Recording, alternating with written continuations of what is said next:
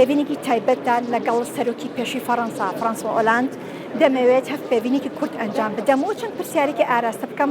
بەڕێز فرانسوا ئۆلاند زۆر سوپاس بۆ ئەم چاوپێکەوتنە، زۆر سوپاس کە جەناب لەگەڵ ئێمەیت. زۆر سوپاس.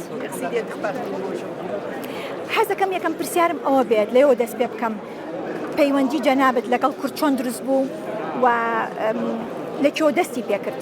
C'est Madame Mitterrand, Danielle Mitterrand, qui برەیە خانم دانیێل مێتێران بوو.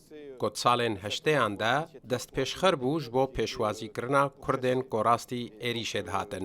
ئیجار لە هەرێما من بەشداریت پێشوازیە کوردان دەکرد گۆ پاشێ پڕانیا وان بوونە وڵاتیên فرانسایê. پاشێ وەکو سەرۆک کۆمار من پشتەوانیا فرانسایê دا کوردستانê دەما گۆڕاستی گەفا دەولەتە ئیسلامی هات. au Kurdistan quand il était menacé par l'État islamique.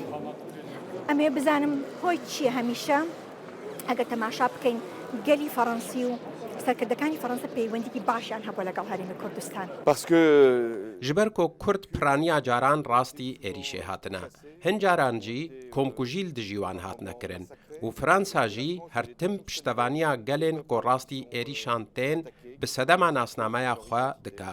Ev nerîteke Fransî ye. Serbarê vê yekê jî Kurdan her tim xwestine ku peywendiyeke hevsan û baş li gel Fransayê hebe. بەڕێز فرانسوا ئۆلاند دەمەوێت بزانم ئێستا فەڕەنسا چۆن ئەتوانێت هاوکاری هەرێمی کوردستان بکات؟ toujours il faut que la France پێویستە فرانسا هەر تم تشتا کۆل ئیرانێ دەبە قبول نەکە. گۆنەت هەنێ دژی ژنانە لێل دژی کەمینەیانەژی. هەروەها نابە ئەم قبول بکن کۆل سووریێ کورد ڕاستی زەحمەتیە بێن و حتا هەنجارانجی شەڕێ ناسنامەیە وان تێکردن ژ ئالیە ڕەژیمە ئەردۆگان بە. پاشێ العێراقێ ئەم هەرتم گرنگیە بوەیەکێ دەدن کۆ کوردستان پێگەهێ خۆی تەمام بگرە دوی وڵاتیدا کۆناوێ وی عێراقا. لێ دە هەمان دەمێدەژی کوردستان ڕۆلەکە تایبەت دناودە بلیزە. بەڕێستان لە کۆشکی ئێلێزێ پێشوازیتان لە پێشمەرگە کرد، لە شەڕوانانی هەسەدە کرد و ئێوە ڕۆڵی کورد لە شەڕی داعشا چۆن هەڵسەنگێنن، چۆن دەبینن؟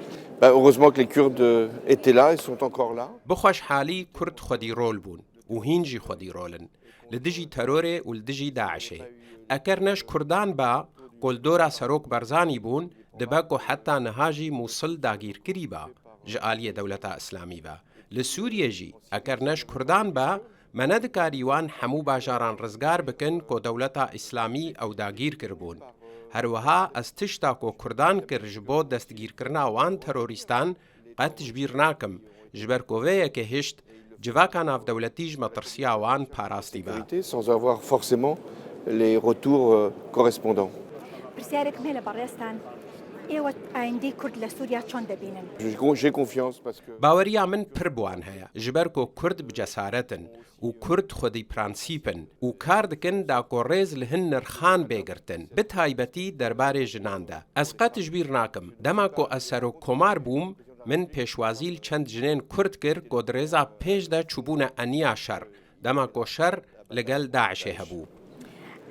ئەو کاتی ئێوە کورتان ناسی دۆخی کورد زۆر خراپ بوو، بەڵام ئێستا دۆخی کورد چۆن هەڵدەسەنگێنن؟ Elle est toujours difficile. En Syrie, هینجی زەحمەتی هەنە. لە سووریێ هینجی کورد ڕاستی عێریشên میلیسên ترک tên. Li Îranê jî wekî we behs kir hîn jî hin niştecî rastî êrîşê ji aliyê rejîmê ve tên. Lewre divê piştevanî berdewam be û ev jî armanca vê civînê ye ku niha ez ê beşdarî wê bibim. à laquelle je vais maintenant participer. Merci. Mr. Hollande. Merci. Thank you so much. Merci. Merci. بەڵێ میشێکە مستە بەلای ئێوە